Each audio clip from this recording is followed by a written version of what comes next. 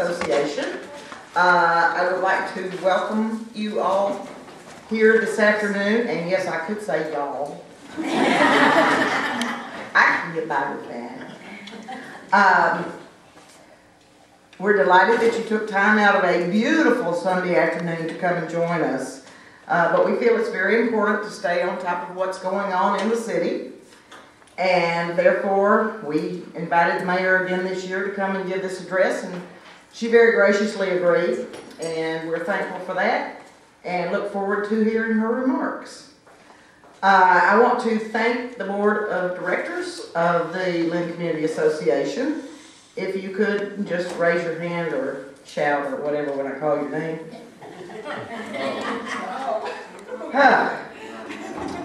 They're just so eager. Bob Connolly. Caroline Daly, I think, is not here. She's actually our team representative. Charlie Gallo. Ty Hawkins. Doug Maitland. Duncan Maitland. Eliana Runyon. And Joy Winkler. I want to thank them again for all of their work that they do for the organization, because they really do work hard. I would like to, at this time, introduce again Charlie Gallo, thank you, who is with the Lynn School Committee. And we have Jamie Cerulli, did I pronounce that right? Who works in the mayor's office and is kind of her right-hand person. And without any further ado, I will move on to one more thing before the introduction. I want to make sure that everyone knows the mission of the Lynn Community Association, which is to promote pride and ownership in the Lynn community through beautification, education, recreation, and neighborly relationships. And so hence this is what we consider one of our educational adventures. And if you want to consider it entertainment, so be that too. I think she is going to be a little bit entertaining. Without further ado, I would like to introduce our current mayor of the city, great city of Lynn. And if you haven't bought one of the t-shirts that says "I'm from Lynn and proud of it," Girls Inc. is selling those, and I think everybody in town needs to buy one. Without further ado, Mayor.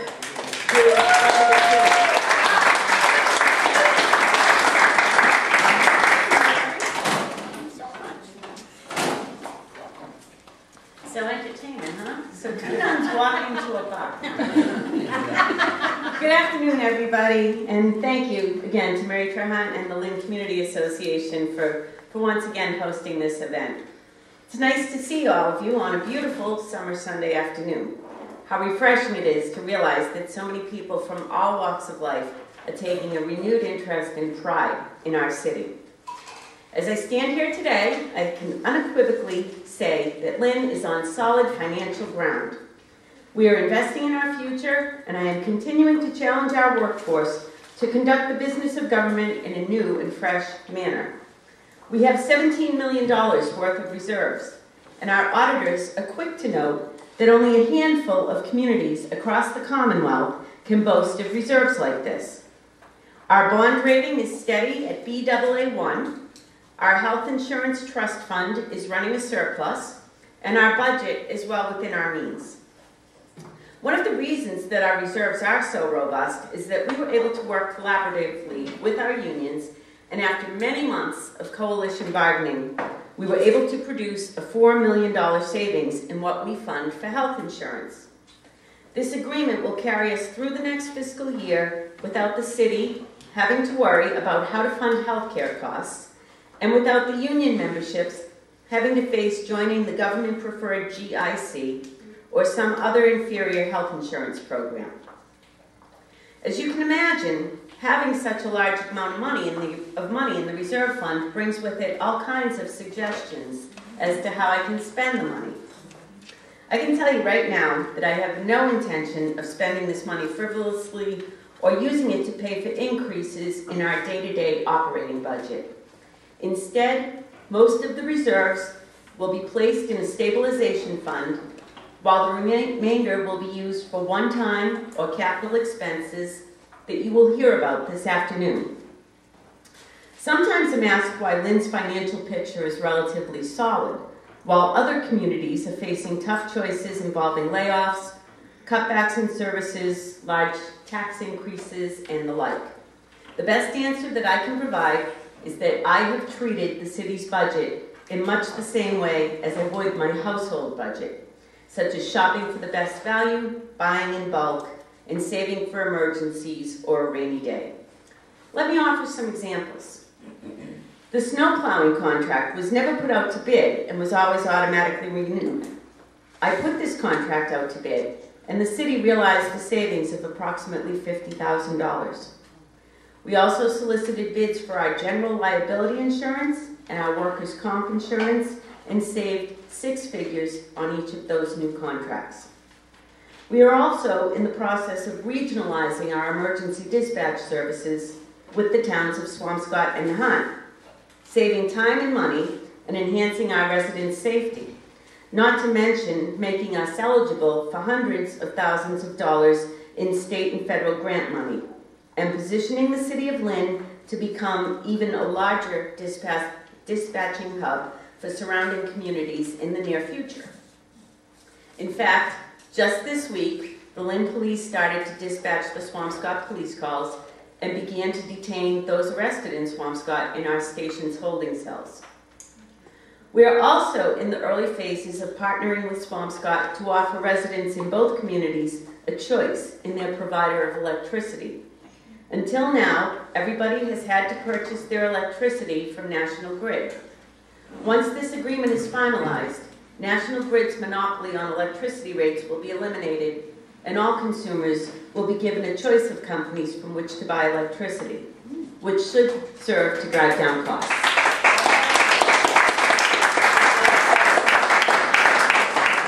However, as important as it is for the city to be mindful of its spending, it is also necessary for us to invest our dollars wisely in improvements for the community.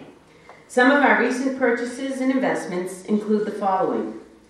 We now have a reverse 911 system designed to enhance the city's ability to inform residents of public safety issues, such as fire and police emergencies, natural and industrial disasters, and power outages. More and more often, we are hearing of natural disasters and other emergencies where the key to saving lives has been early warning systems. The reverse 911 system we have implemented is vital to our residents' safety and costs us only $32,000 per year. I have also increased the funding for our emergency management department.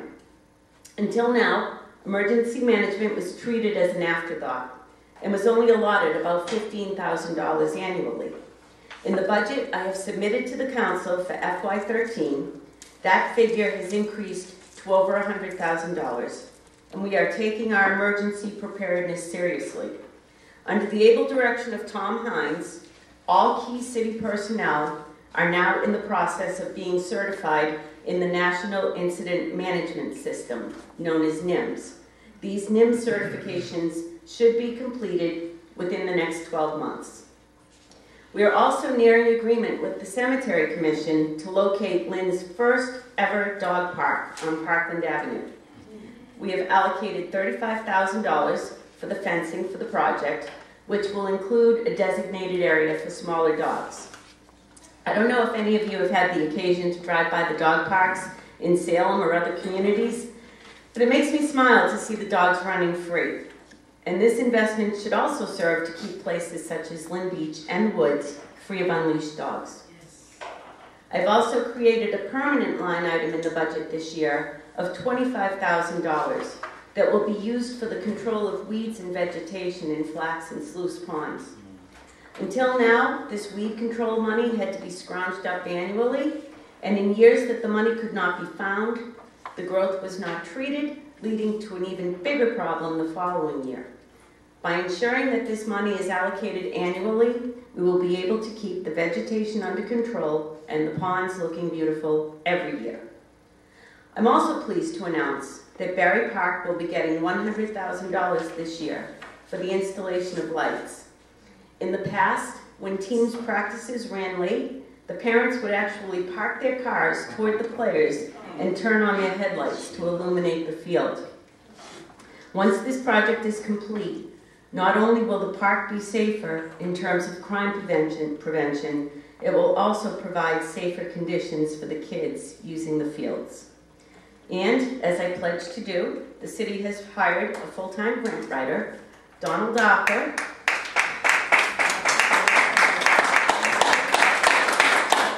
who started in April and already has a number of grant applications in the pipeline.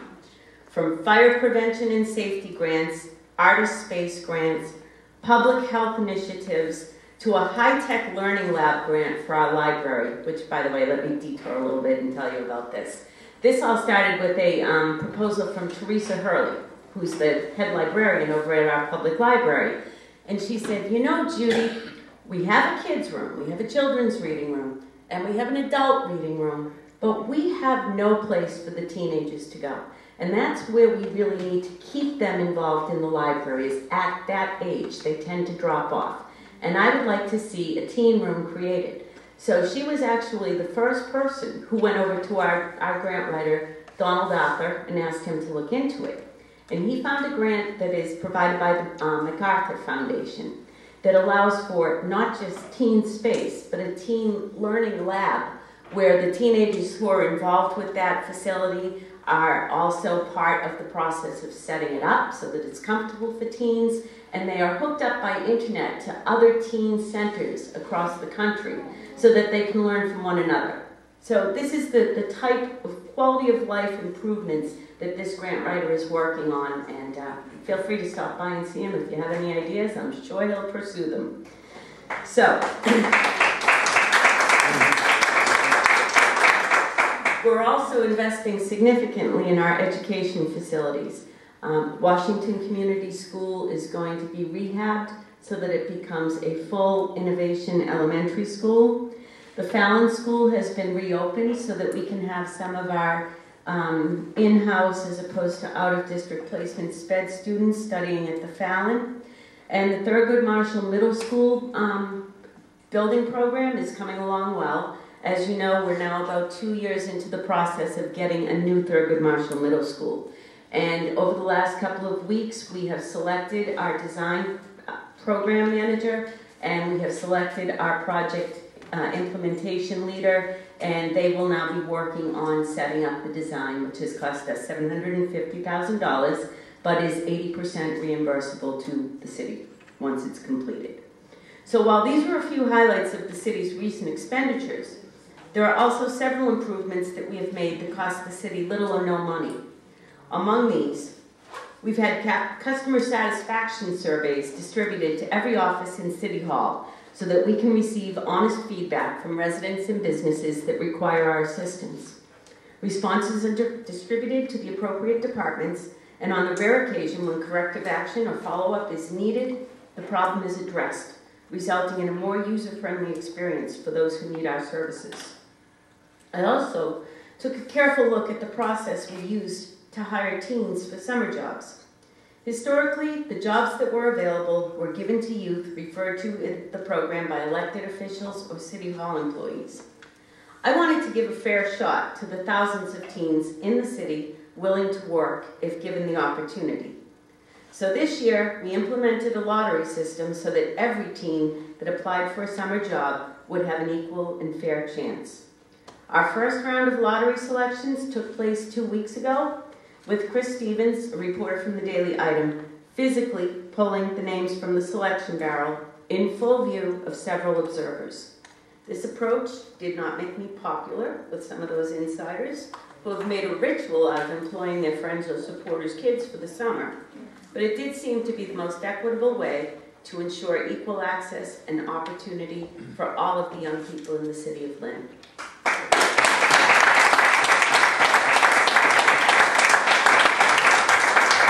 As you may have noticed, this May we implemented a real downtown street sweeping program with odd, even parking strictly enforced. In order to prepare the businesses, residents, and visitors for this concerted effort, we advertise the program and enforcement in the item on the city's website and through signboards posted through the downtown. After some initial bumps in the road, no pun intended, the program is working very well. We are now cleaning the downtown streets Monday through Friday. Finally, stay tuned for an announcement regarding a new program designed to give some tax relief to our senior citizens. We will soon be offering seniors a chance to do volunteer work around the city in exchange for an up to $600 reduction in their property tax bills. Like the Youth Summer Jobs Program, participants will be chosen by lottery in order to provide an equal opportunity for all to participate. I have also implemented policies that I believe are just good business practices, but had never been required before. As a result, every city employee has taken an online ethics course and signed a conflict of interest policy, as well as a computer and internet use policy. Up until I became mayor, these policies did not exist. Taking another cue from the private sector, the city has developed its own mission statement with input from all city departments. Let me read it to you. The mission of the City of Lynn is to work for and with individuals and businesses to provide public services conducive to living and thriving in an urban setting. We have opened the doors to City Hall, and everything we do is transparent. If you go to the City of Lynn's webpage, you will be able to pull up the city's budget as well as the school department budget. This, much like our televised meetings, had never been available to the public before. I want the message to be loud and clear that everything we do is transparent and inclusive. On our investments in the city. At every turn, we are investing in our city resources and infrastructure, making our community a better place to live and in which to conduct business. We have just completed $900,000 worth of renovations to our beautiful Lynn Library. We have approved a master plan for the Lynn Commons and will begin working on restoration and reuse of the bandstand soon. That will also come with handicapped accessibility, because right now we only have stairs, and it will now have a little lift that will allow people who are dependent upon wheelchairs to be able to go up to the bandstand. Having finished the wonderful Flax Pond Park project, we are now turning our attention to grant money for the total rehabilitation of Lynn Tech Park and McManus Field on Commercial Street. As I speak, workers are putting the finishing touches on a High Rock Tower grant initiative, which we have high hopes of becoming a regional attraction for school field trips, visitors, and tourists. We are rebuilding and maximizing the use of the GAR building, a wonderful resource right here in downtown Lynn, home to some of the most unique and sought-after Civil War memorabilia on the East Coast. And again in our schools, and most specifically at Breed and Lynn Tech, we are investing $5 million in renovations, and I'm happy to report that our application for assistance for these projects was approved by the state also for 80% reimbursement. So those $5 million worth of improvements will only cost the city $1 million. A project I've been working on since first elected, the air conditioning of Lynn Auditorium, is finally underway. The 2011 season was followed up with a great 2012 season featuring headliners such as Pat Benatar, Peter Frampton, Cirque Shanghai, Charlie Daniels, and the Irish Rovers. However, with the summer months now here, we have had to close our doors for the season, not only to the auditorium patrons, but to the economic spin-off from the shows that benefits area businesses. With the installation of air conditioning later this year, we will be able to provide a full year's worth of programming and truly make the Lynn Auditorium a full-time venue, bringing in more and more acts, more people to our downtown, and more economic spin-off to local businesses. The sky is truly the limit with the auditorium. We're also working hard to support our local businesses.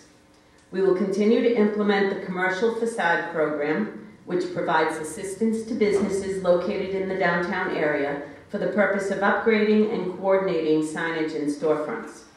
These improvements enhance the aesthetic appearance and economic vitality of the area. We insisted that when National Grid completed their reconstruction project up Union Street, that they would not merely patch the road back together. And if any of you have driven on Union Street in the past, you know what it was like. We were adamant that the entire length of Union Street be paved, and as you can see when you visit downtown, National Grid has agreed to do this. I've also insisted that we continue our downtown community policing initiative, which provides additional police coverage in Lynn's downtown area and selected target neighborhoods during peak hours of activity. The program provides additional foot patrols to enhance the safety of businesses, customers, and residents alike. The goal of the program is to reduce crime by connecting with the community on a personal level and engaging the community as part of the solution to criminal behavior. This only costs us $30,000 each summer, and if you go out, I know that I've seen them in my travels downtown, the residents and the businesses alike are all very grateful to have that additional visible police presence in the area. And speaking of the community policing initiative, I remember how effective the CLT police officers, commonly known as the bike patrols, were in keeping our neighborhoods safe. Unfortunately, for many years, we have not had CLT officers.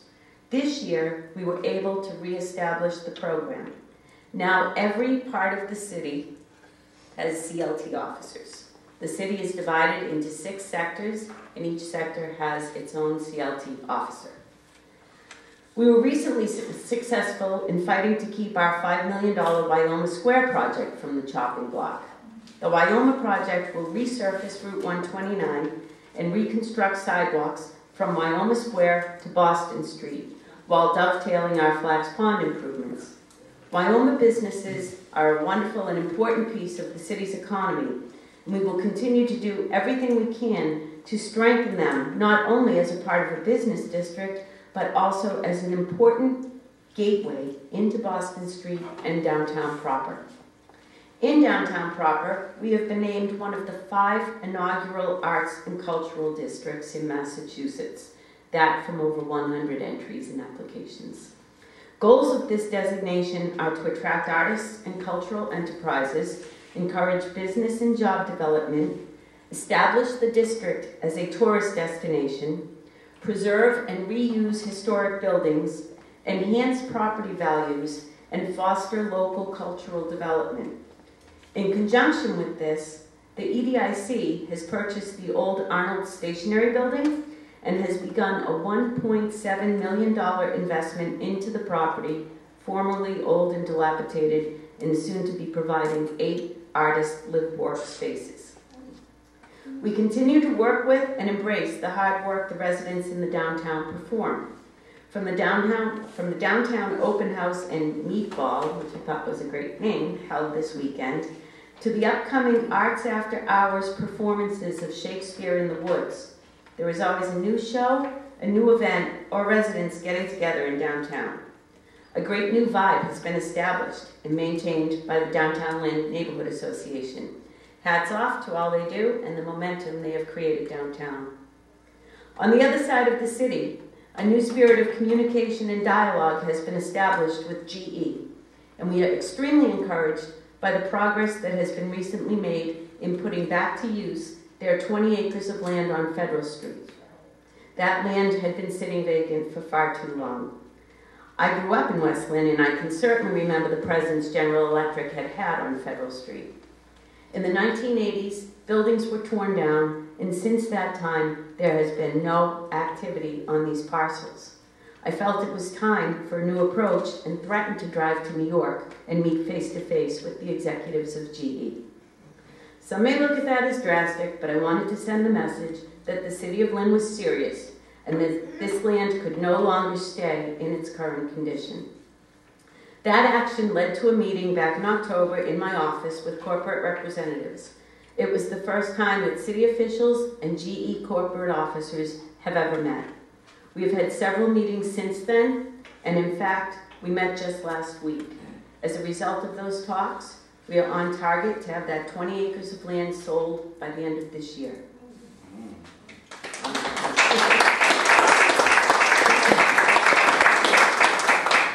Not a day goes by that we are not hard at work in developing our waterfront. The power lines have been relocated and we are working with the private owners to develop their land. We are working diligently with many individuals on a variety of important pieces of the waterfront puzzle, whether it is access across the Lynnway, possible wetlands issues, dredging, a breakwater, Chapter 91 issues, easements, commuter rail stops, the effect of a possible casino up the road, or meeting with national and international developers. We are moving forward. And speaking of a casino, we have met with executives from Suffolk Downs, and my team is diligently monitoring every move that is made. With the casino comes dollars, not only from the Commonwealth of Massachusetts, but to communities that are affected by the location of it. If and when a casino comes, I am committed to doing everything in my power to make sure the City of Lynn's impact is minimized and we receive our fair share of infrastructure funds. We deserve and will have a seat at the negotiating table. With a $500,000 Mass Works grant, community development is hard at work rehabilitating the Seaport Marina with new concrete docks, piles, and utility systems. The rehabilitation of the marina dovetails with the work at the Blossom Street Pier and shows developers that we are serious about investing in our waterfront as part of the future of our city. And speaking of the Blossom Street Pier, the commuter ferry project is becoming a reality. In fact, on June 21st, just a couple of days ago, the Lieutenant Governor was in Lynn and announced that EDIC has been awarded a $3.2 million grant to complete Phase 3 of the project. This will mean that we have received over $5 million for the project in the last couple of years. If all goes according to schedule, in less than 2 years, people of the North Shore will be able to take a 30-minute ferry into Boston.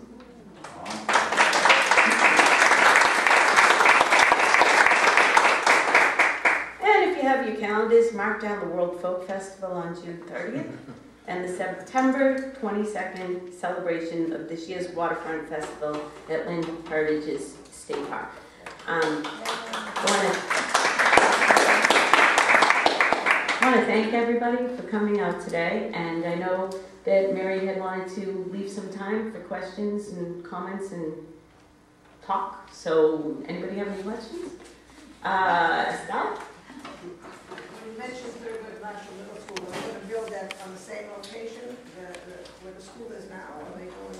Right now, that's the plan, because as you know, Lynn is pretty land poor, and we would need ideally 7 to 8 acres for a middle school. The Thurgood Marshall site currently is about 5 acres, but by moving the administration of the Lynn schools from the Lynn Tech Annex over to Bennett Street, we will be able to open up that Lynn Tech Annex space as what they call swing space for the Marshall kids, so that while the school is being torn down and then the new school is being built, the Thurgood Marshall students will be able to attend school at the Lynn Tech Annex. That's the current plan anyway. And that's what's going to happen to the offices at the ad building? They're all going to Bennett Street. Originally, we were looking at January of this year, but there were some other projects that had higher priority, and we thought moving in the middle of the school year might be difficult, so now the target is for September of 2013. So. And Leslie, and then I'll come over this way. Okay, I just wanted to say thank you, because I have sat in your office and complained about the way the kids were being hired for the summer programs, and I think the lottery was really a very fair way to do it. And also, I have to tell you, the CLT in our neighborhood is a breath of fresh air. It comes to our local meetings. We really, are pleased about that. My one comment is, High Rock, which is one of the parks in the Highlands in my area. I just went up there. It looks awesome. And, and we use that for different events. But I'm hoping that maybe, and I have met Don Lafa, he's wonderful, that we'll be able to find money to maybe rehab some of the smaller parks and the other parks. Cook Street Park is a big project. Lisa and Eric is going to do a parks program this summer for us up there. It's the first time in about 10, 12 years that it's been done, so we're pleased, but we're hoping to see more money maybe going into that. Right, we're trying to target a little bit in all different areas of the city. I mean, I know that we have done Kiley Park and Keeney Park and East Lynn. This year we have the Big Barry Park project going on, and then the McManus Field and behind Lynn Tech on Commercial Street. And I know Cook Street up in the Highlands is currently slated for some improvements. I know Henry Avenue has applied, and Community Development Block Grant Citizens Advisory Board decides how that money gets allocated. And I can't really speak for them, but my guess is because there was already a park receiving some money up in that general area, that they'll probably wait until a time when there aren't any other projects being funded in that area. So, over there. Yes, I was wondering if there are any ideas going on for community gardening? Well, we already have the project over on Monroe Street, right, Seth? Yes. But I think that's connected with Gordon College and... The food project, actually. But I mean for the community at large. I know that there has been talk, and this is really premature talk, about if and when the Bike to the Sea comes through Lynn, to have some community gardens planted along that way. But I'm not entirely convinced yet that the Bike to the Sea is going to be beneficial for the city of Lynn, and in particular for the neighbors that live along that route. So right now, no immediate plans, but long term, they are definitely a potential. CC? Yeah, as you know, next week the MBTA starts the new program with the bus fares and bus schedules. One of the schedules is the 436. They're going to eliminate that totally on Sundays. Is there an alternative for, especially for people going to the hospital from Central Square? Is that the current route? Right. And there will no longer be any bus service to the hospital? No Sunday service to the hospital. You know, I know that the MBTA We used to have travel time. We used to have a lot of other private carriers and so forth. And right. If they only had something to go from the busway to Goodwin Circle, you know, that would be perfect. I know that the MBTA held dozens and dozens of neighborhood meetings, and they were faced with a need to provide some serious cutbacks in service, and unfortunately that was one of the victims of it. I do understand that, but you know, I certainly have no control over the MBTA board. Hi, I was just wondering, does the city of Lynn have any abandoned properties that 501c3s could bid for or something? I know that the assessor's office maintains a list of those properties. You could take a look down there and see if there might be anything available. Okay, and you had a question as well? Oh, you were just, okay. Well, actually, you know, I do have a question about the Washington School. You talked about that being renovated. Do you know when that's going to be renovated and what the renovation is going to be? It will be ready to go in September. Right now it's being extremely underutilized. There are only about 72 students in there, or had been about 72 students in there this current year. Those are the students who will be moving over to the Fallon School, which is a much smaller school, and Washington has capacity for about 500 or so, depending on the configuration. So we were really underusing that space, and this way we'll be able to alleviate the crunch that is occurring in places like Cobbett. I mean, Cobbett was designed for about 500 students also, and there are currently 700 students at Cobbett. So we want to try to get those class sizes down, use that as sort of a pressure release valve, and we expect it to be open in time for September school. Yes? What about ferry, Lynn, Boston? The ferry for summer? Oh, the ferry, yes. Well, as I said, we just got $3.2 million to complete the rest of the infrastructure that would be needed for the dock, for the commuter station on the dock. When? What about 2 years. We expect it to be going in about 2 years. Hang in there now. Good things are worth waiting for. Thanks so much for the street sweeping. It is a great thing for the downtown, and during the week the alternate side parking has been working out quite well now after working out the kinks, and thanks for your help on that as well. There was just one slight kink this weekend. When we dropped Saturdays from the alternate side, they didn't remove Saturday from the signage. But we were able to park Saturdays on both sides, no problem, for a while now. Until this Saturday, somebody got the idea that maybe those cars should be ticketed, and we were all ticketed in Central Square. So I'm just wondering if there's a way to fast track the covering up of the word Saturday from those signs. I will look into that Monday. I know that there was some discussion about a parking ordinance that the city of Lynn has versus a traffic commission ruling that the city of Lynn has, and there seems to be some conflict between the two of them. So I'll take a look at that Monday when I go into work, and hopefully we'll be able to straighten that out. Thank you. And for the people who were ticketed, they were told it was okay to park before they did. Can you tell if the ticket was written by the parking department or by the police department? I will go home and check, okay. but Because that's the other issue. but it happened to a bunch of my neighbors, so not. We don't want that happening. We know that's your home, that's your neighborhood. Okay. Steve? In downtown Lynn, we used to have one of the best restaurants that there was on the North Shore, down in Central Ave, I believe it is, the Hawthorne. Has there been any progress with the Athena's family about doing something about that? We've been in talks with them, and right now the EDIC is cooperating with the Hawthorne, with the Athena's family in doing testing, environmental testing, so we can find out exactly what kind of toxic materials are in that soil. And from there we'll be able to develop a remediation plan.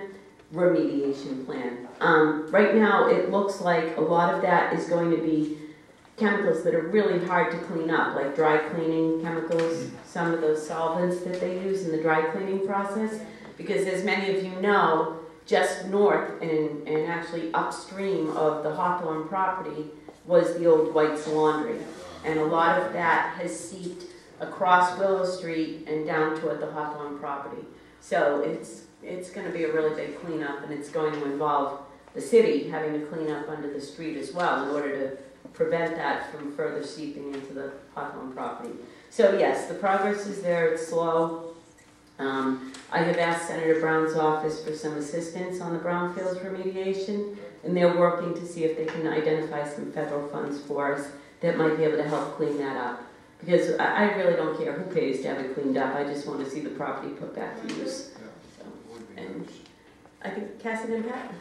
I wanted to say that the parking that you were just talking about, I can make sure that we put the announcements besides the signage, just so that if like someone in Seth's neighborhood asks about it, they can look as well to keep tabs on it on the channel, like when we have the scroll, just so that they will know. Good. Anytime we can use any form of media to communicate our message, we really appreciate it. Thanks. Pat? Last night, parts of East Lynn that I know of anyway, lost power from about 7:30 till 4 o'clock this morning. 5 a.m. 5 a.m. So mine came on at 4:05 with my lights lit up in my room. But anyway, there was no announcement. It came way after the storm. At least it seemed to me that it didn't seem to fit the weather pattern. So the question is, I guess it's National Grid. Do we have a public works commissioner, someone that we can talk to call, or to have an interaction with in terms of they're just arbitrarily shutting things down? I mean, it really was a bit of a problem for a lot of people, and I was concerned about older people who may have life support systems or. Right. No, we usually have advance notice if they're planning a power outage. I know, for example, when they were moving the power lines, right, we had planned shutdowns, which were necessary while they were unhooking the old lines and hooking them up on the new towers. So I'm not aware that was a planned outage. One has to wonder. I mean, they do. Nothing seems. There's no communication. You're just kind of lost with nothing. I mean, you walk out and see all the neighbors are out saying what happened, fall off, and then it turns out it was 9 hours. I don't know offhand of any number, and if I did, I'd use it myself. It was an electrical storm, and I was one of the victims of it. When I got home, I did use my cell phone to call, and they had an announcement on the emergency number. Okay. It said 10 communities were down. Okay. Well, I know for Verizon, I lost my internet access on Verizon Friday night, and I didn't get that back until Sunday, but they didn't put out any announcement that I saw either. It wasn't until I called up thinking that my modem was broken that they told me that they were having internet problems. So, are there any? Yes? Congressman Tierney over and over keeps rehashing that he put aside all of this money for Lynn to get the blue line. The federal money is there, he's got the line item, he doesn't let anyone take it off, but they just need the state to give 50%. But I'm afraid of this ferry that will be put even further back, and those of us that want to work in Cambridge or Somerville or any part of Boston other than the aquarium really need to get on that blue line in order to get there. With the casino coming, I can just imagine what it would be like trying to get on that blue line with all of the traffic in the morning or the evening getting back. I would never turn my nose up about if the blue line were to come to Lynn, but I remember when I first got into the mayor's office, I was cleaning out some of the drawers, and I found an inauguration speech from, I think it was David Phillips. It might have been Warren Cassidy. It was a mayor from the 1970s, and in his speech he talked about the imminence of the blue line coming to Lynn. So I'm not one of those people who thinks, especially with the state's current financial situation, with the state now concentrating on the high-speed rail to the South Shore, I don't see in the near future, and the MBTA's current financial problems, I don't see the state offering up their 50% match of the money to get the blue line here. We pay the tolls and we provide the money they're using for everybody else to get these things. Right. You had mentioned the grant writer has a grant that he's working on for the artist space. Yes. What is that grant? It's again to convert some of the space into live workspace in the downtown area.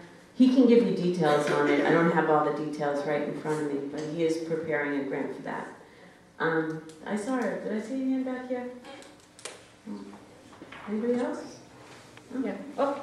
I just wanted to say thank you for the Flax Pond. It has brought such a tremendous sense of community to that area, and people come from all over. They drive up there to get there.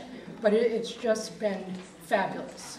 I love to go by and see the kids with the splash pad, or to drive by at night and see the fountain lit up. And it's just so nice that the kids can go there, run around, and then cool off in that little splash pond. I'm really, really glad that people are enjoying it. Yeah, how are things going with crime? Just briefly, I assume you're in decline. Are we on the right track? Right now, the last time I spoke with the chief of police, which was about a month ago, we were at about a 2% drop. We had some decreases in the major crimes, the felonious assaults and the murders and things like that. But we were seeing an increase, a small increase in petty crimes, burglaries, kind of the grabbing somebody's pocketbook off the street. And he thinks in part that is attributable to, in part, the economic situation of some people, that they're getting a little bit desperate, in part because of some of the drugs that we've seen coming into the area. We see that there's been an increase in people being treated at the methadone clinic, and when they can't get everybody into treatment for whatever reasons, those people remain on the street and have to fund their habits somehow. So that's the theory that the police are working on with that. Street patrols are making a difference. Well, hoping that that's going to make a huge difference.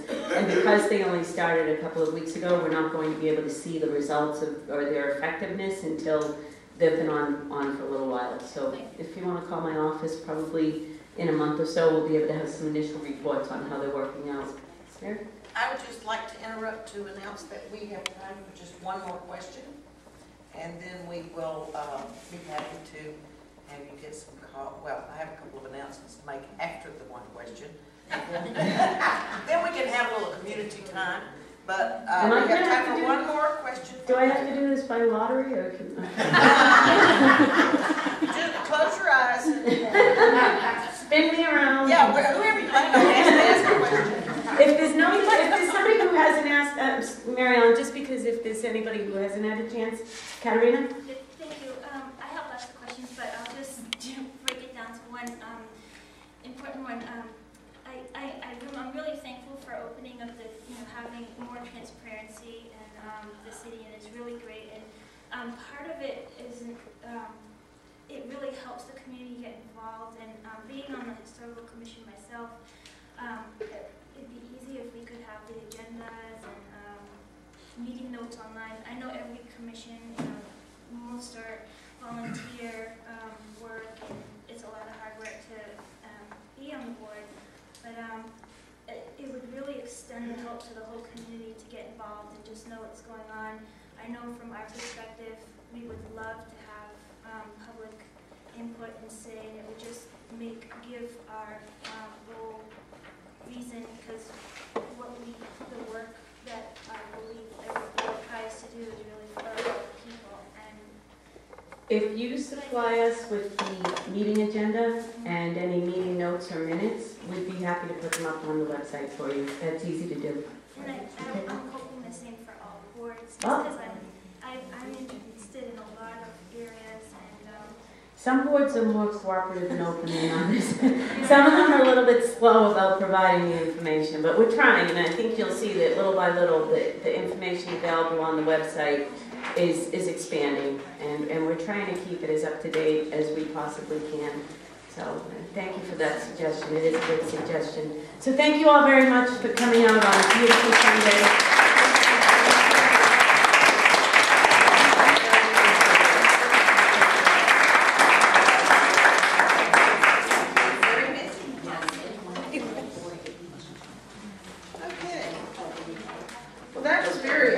I actually did learn a few things that I didn't know. A couple of announcements. And I know for a fact that the Navigators are giving away tickets left and right. However, we need to sell ours. So we have some back there for sale. They're only $6 a piece. Now, if you go down to the Red Sox, you're going to spend $500. You can take a family of 4 to this and probably buy them all a hot dog and a Coke for under $35. So, and this supports our organization. You may have noticed we didn't charge for this event this year. We rarely ever charge for events, and this is a fun thing. It's part of our recreation. It's also a fundraiser. Because you may or may not have noticed, nothing is free. We have to pay for things. We have to pay to rent this room. We have to pay to buy supplies. We have to pay to have a website. So we need to make some money here and there. And we would appreciate it if you are going to a ball game to come out and be with a bunch of us on July 7th. So tickets are over there for sale if you are so inclined to buy some today. It's July 7th at 7 p.m. The Navigators are playing against the Titans. And we have something else coming up pretty soon. We're going to participate again this year in the Essex Heritage Sales and Trails and Sales Program, which is a free event that we line up all just for you. This year we're having the Christian Science Church on Lynn Shore Drive is going to put on another concert. It was not gospel music last year. It was a wonderful contemporary concert. Fabulous. And they're going to do something very similar again this year. The Congregational Church on Broad Street is also going to put on a concert for us and have their church open. The Temple Hobbit Shalom on Ocean Street is going to have open house there, and they haven't told me yet what their little schedule is going to be, but I'm sure they're doing something. And we're also going to be able to get people in to see the old Quaker cemetery. So, and this is going to be all free. All you got to do is show up and take the tours. So we do, as I said, we really need to make some money every now and then. So if you don't want to buy a ticket, you could always just give us some money. However, you do not have to. Membership in the Lynn Community Association is open to every citizen of Lynn. We do not charge a penny's dues ever. So as you see, we have sometimes a little need for some cash. But we have a survey on your table about today's meeting. And we would so very much appreciate it if you could fill it out, because we're relatively new. We're learning and growing. So if you can give us your responses there, then we can plan better for next year. And in fact, if you'd like to be on that committee to help plan for next year, just say so. And in that case, be sure to give us your name and how to contact you, otherwise we don't know who's willing to help. And with that, I again want to thank you for taking time out of your wonderful Sunday afternoon to come over and be with us and hear our mayor speak. I would like to thank the mayor for taking her afternoon to come over and be with us and speak.